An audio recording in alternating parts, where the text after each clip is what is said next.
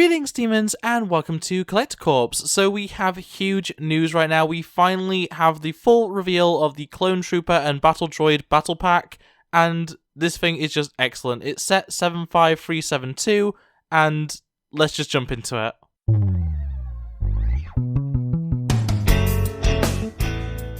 So of course, just to get it out of the way, this is of course a leak. This isn't official images directly from LEGO or LEGO.com or anything like that. This is purely stuff that people have been able to find online, and realistically this is, though, the final design, the final packaging, and the final actual set build, all that kind of stuff, for 75372 Clone Trooper and Battle Droid Battle Pack. So, of course, the first thing that has to be pointed out, this is very clearly a very close translation, a very good homage to the original 2005 sets 7654 Droid Battle Pack and 7655 Clone Troopers Battle Pack.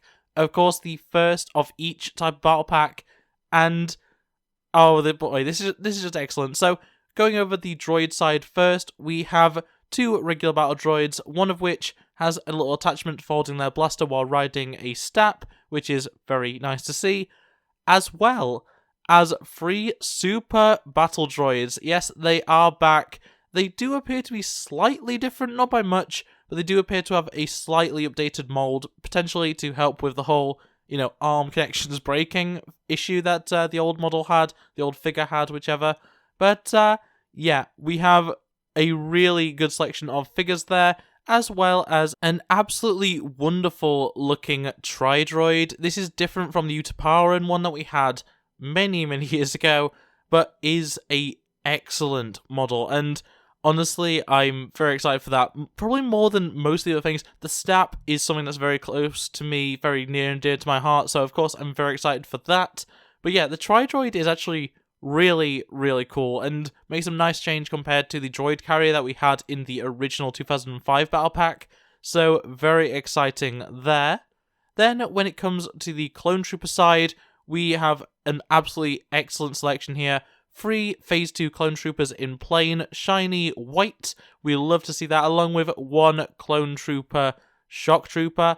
And yeah, overall this is just an excellent selection. It could be better. There could be a 332nd or 337th or whatever they're called. The yellow Star Core Trooper.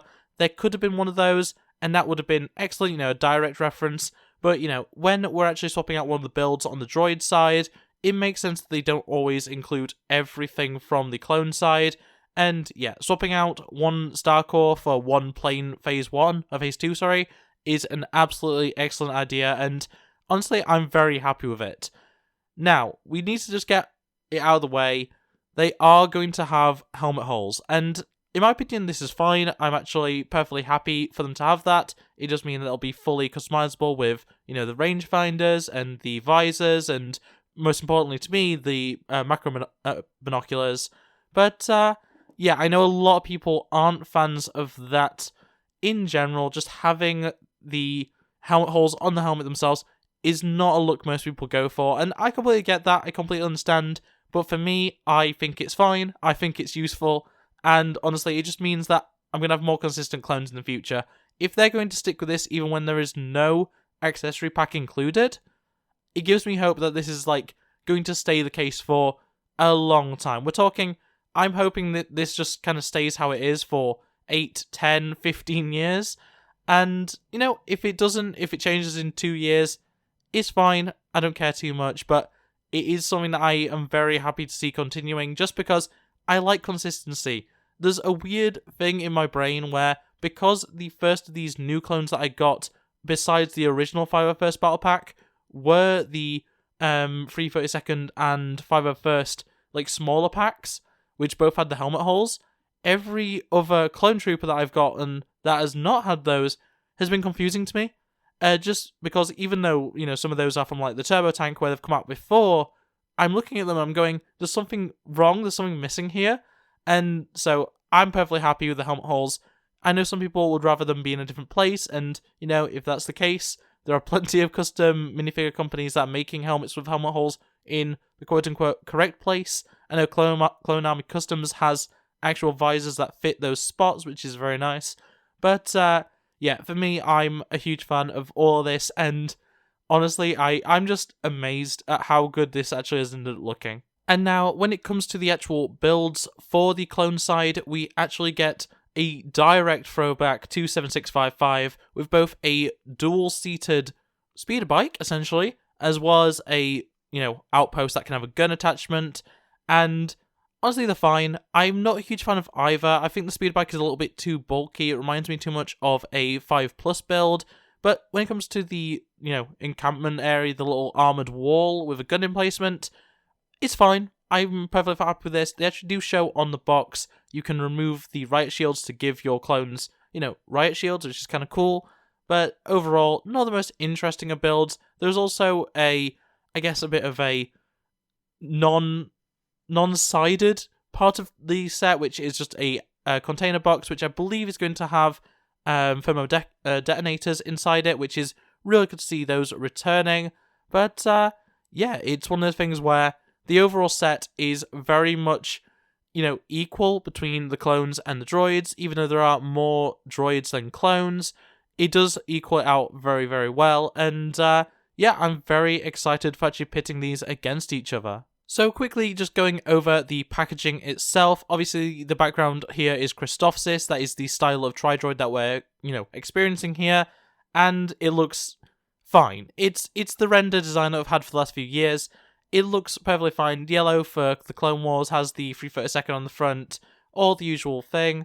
And honestly, the fact that just doesn't seem to be any major rendering issues with any of the figures is pretty good. I don't have too many concerns when it comes to this not looking like this when I actually have it in front of me. But yeah.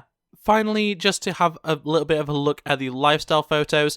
They're pretty basic. They show the scale pretty well. We can see the Tri-Droid is, I'd say, roughly about 3 minifigures tall, which is perfectly acceptable, perfectly reasonable. Obviously, in-universe, Tri-Droids are far, far bigger than that, but honestly, it's acceptable just to be able to fit it into a battle pack and still look this good.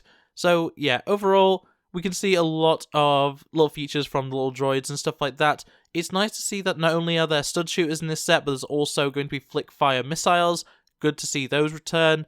And yeah, once again, we can see the helmet holes on especially that shock trooper in this image.